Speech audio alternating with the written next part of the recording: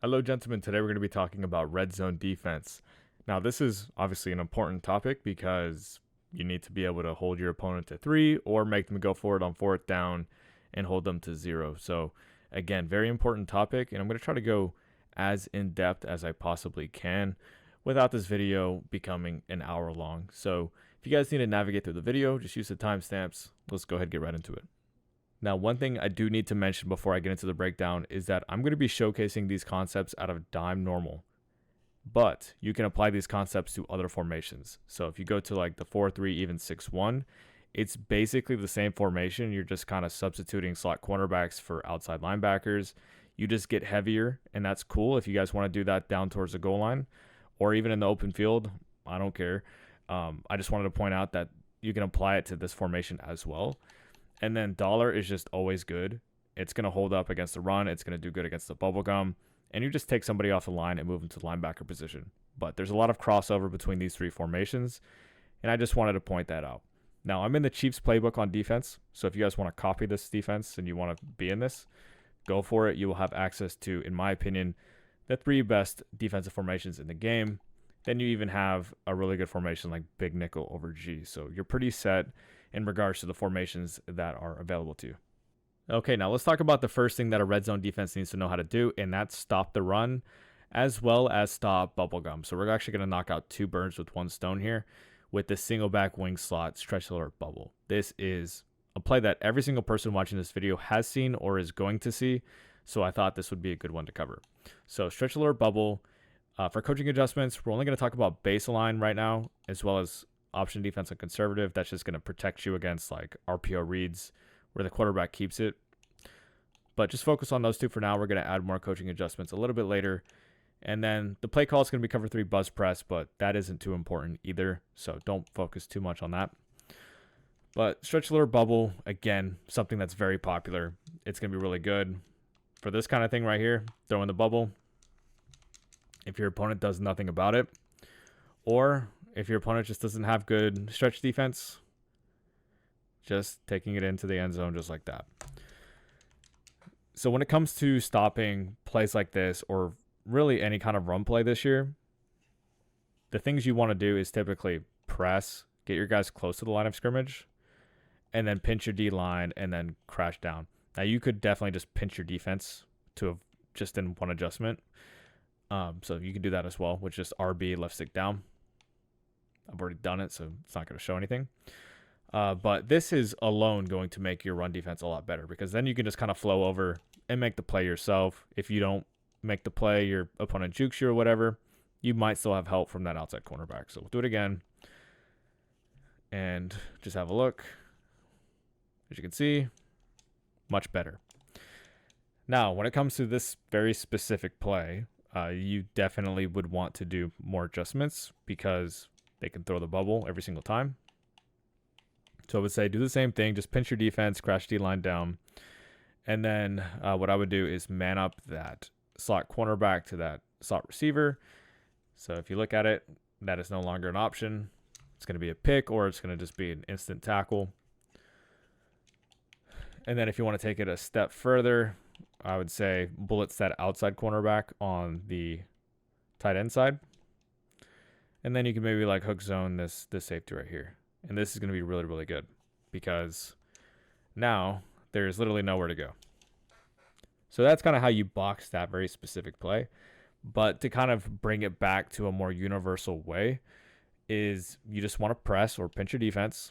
I just pinched my defense there and then crash the line down. And again, what that's going to do is it's going to be really good pressure when they pass. It's going to prevent really any kind of inside runs, especially if you do it out of 4-3, even 6-1 or dime normal.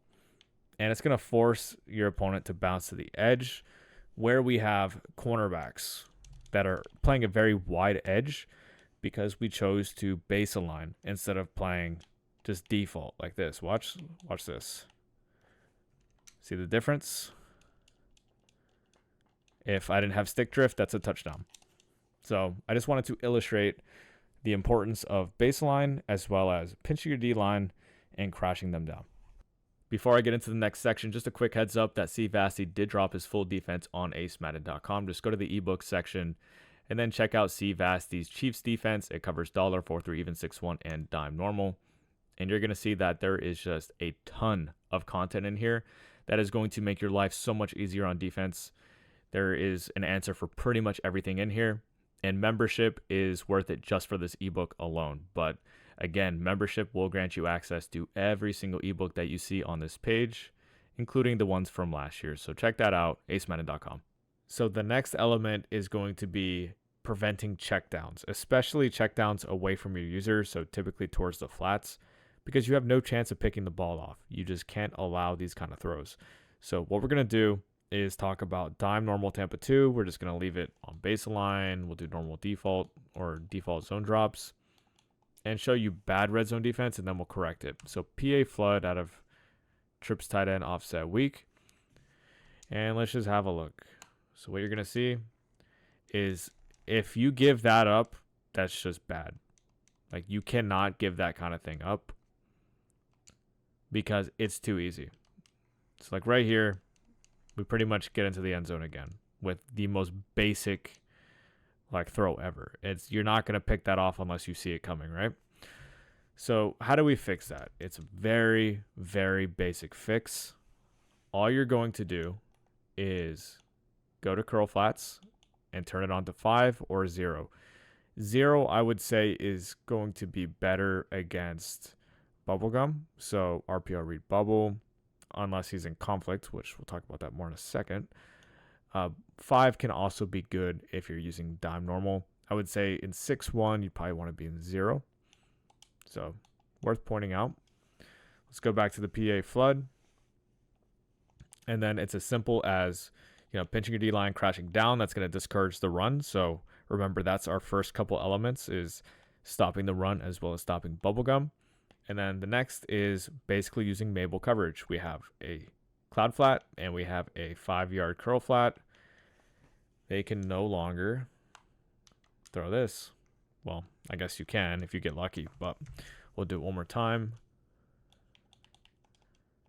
So right here, you are now discouraging the run, and you are now taking away this check down because you're doing double flats. Double flats are definitely king down here in the red zone. Your opponent needs to know how to beat double flats. And if he does, that's cool. That's good for him. We will eventually talk about how to prevent that kind of throw from happening. Okay, now let's tie it all together and then add the final aspect, which is pass defense. Now, a lot of people don't like to pass down here because people are kind of just scared of throwing a pick. Totally understandable. It's always kind of hard to throw down here. So this isn't a situation you're going to see too often, but it could be 3rd and goal from the 8, and your opponent has no choice but to try to pass for his touchdown. So you do need to know how to kind of clamp up when it comes to pass defense. So what I'm going to do is talk about cover 3 buzz press. It does not need to be this play. You can do cover 4 quarters with match turned off. You could do cover 4 palm, same deal. Tampa 2. Pick whatever zone you want and make the same adjustments out of it. I pick cover 3 buzz press because it already has a safety hook for me. And we'll talk about safety hooks more in just a second. Now for your coaching adjustments, auto alignment on base, option defense on conservative. Flats can be on default if they're close to the goal line. I would say if they're about the 10-yard line and in, default is completely fine. If they're on like the 15-yard line, you can maybe bump it up to 15 or 20. We can maybe talk about that more in a different video. If you guys want me to talk about red zone defense that goes to the 20-yard line, all that kind of stuff, just drop a like. 200 likes, I will do a even more in-depth red zone defense where we talk about those yard lines. Curl flats on 5, hooks on default, and zone coverage on default. Okay, so let's put everything together now. So remember, the first step is going to be pinch your defense and then crash your D-line down. That's going to be good pass rush. That's going to be good against stopping the run and even just discouraging the run and forcing your opponent to pass, or I guess making him more inclined to pass. Then the next step is, remember, stopping checkdowns. We have 5-yard curl flats on the field.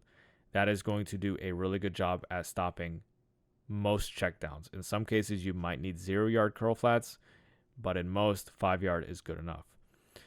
Now, the last aspect is just improving your coverage shell to be good against pretty much every route combination in the game. And how you do that is by playing double Mabel coverage. And double Mabel, all that means is you have one short flat and one deep flat. So just turn your outside cornerbacks into cloud flats. And then the final step is usually using safety hook zones. So this is basically like the best red zone defense in the game. It does not stop everything. It does not stop every formation in the game or anything like that. But it does stop a majority of things because you have a deep flat that's going to protect, the deep part of the end zone. Curl flats will take away the checkdowns. You have these hook curls that are going to come down and kind of like protect here, but they can also kind of jump up and defend the back of the end zone. And then you have your user to play with. You can kind of play shallow here in the middle of the field and then play the quarterback scramble. And you can just kind of take away a lot of different things with this shell. Now, I do want to make something very clear here, and I came out in gun bunch verticals to kind of illustrate this point. This shell is going to bag, I would say 90% of route combinations, but you still have to be aware of what you're playing. So for instance, with gun bunch, it has this infamous tight end wheel, and this tight end wheel is going to get into the perfect spot against double Mabel. And I don't know how he doesn't catch that, but as you can see, he gets right into that window. And this is just, when you see gun bunch, you have to think about this, especially down here. Like, you have to be like, okay, he might run verticals. He might throw the tight end wheel. Like, that's a real possibility. I would say, bunch verticals and bunch dig return. Those are like the two plays you have to expect down here. So you have that throw. And then let's go ahead and we'll do double Mabel here. You have this throw here. Can't allow that to happen. So we'll adjust to that in a second.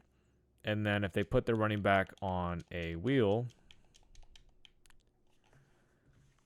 or I guess on a streak would probably be better. They do have the throw right here. If I actually spy my user, let me go ahead and spy my user to get him out of the way here.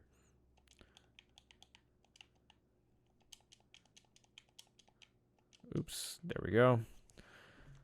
Streak right here, throw him right here. And you might not get a touchdown, but you're going to get 5 yards or whatever. But the hook curl does end up stopping him short of the end zone. But as you can see, if we play double Mabel against this play, they have 3 throws. They have the streak to the ISO receiver, they have the running back streak, and they have the tight end for the touchdown. So we just can't allow that to happen, right? So how do we make adjustments to certain things like this? Well, I will say that you do want to keep safety hook curls. Those are typically the best zones to have down here. You really want to keep those. So let's keep those on the field. Let's go ahead and keep an outside third over there on the ISO side to prevent that streak.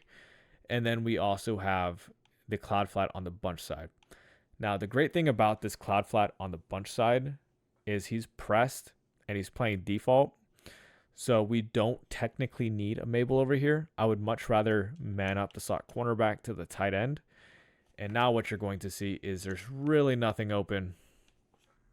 I mean, I guess he was open on the break, the tight end was. But when he's manned up, it's just much safer. And you don't have to worry about it nearly as much. And the great thing is, if they use double post down here, and the tight end goes on the quick wheel, you have a man up to that. So you don't have to worry about that either. So let's go ahead and do this. Just follow the running back. Nothing open. So that is the importance of kind of knowing what your opponent likes to do. If he's in bunch, you have to think about verticals. If he does verticals and you kind of make these kind of adjustments, he is really not going to have anything to go to. Anyways, that's going to be it for the video. Hopefully you guys enjoyed. Please drop a like if you did. I really wanted to create something that was kind of a step-by-step to building a red zone defense to be successful. But I did leave out some details. So if you guys want me to do a more in-depth red zone where we kind of talk about how to defend from the 20-yard line and in, let's get this video to 200 likes and I will definitely do that. And then make sure to subscribe if you're new to the channel. And then lastly, if you guys want to win more games, acemadden.com is the place to be. Become a member. You'll gain access to all of our offensive and defensive schemes that will definitely take your game to the next level, and you guys will start winning more games. See you guys in the next one.